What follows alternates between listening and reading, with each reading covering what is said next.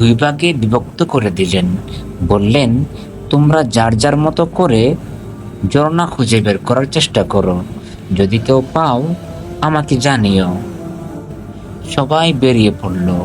কেউ পাহাড়ে উঠল, কেউ গুহার দিকে গেল, আবার কেউ নদীর পাড়ে ঘুরে দেখল।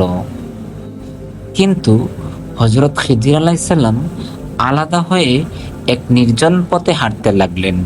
তার মুখে ছিল শুধু দোয়া আর আল্লাহর স্মরণ। অনেকক্ষণ হাঁটার পর হঠাৎ তিনি দেখলেন এক জায়গায় পানি পড়তেছে, কিন্তু সেই পানির রং, গন্ধ বা রূপ অন্যরকম ছিল। খুবই সুন্দর ঝকঝকে একটা আলো সেই পানি থেকে জ্বলে উঠছে, আর তার চারপাশে সবুজে ভরা। খিজির আলাইহিস সালাম বুঝতে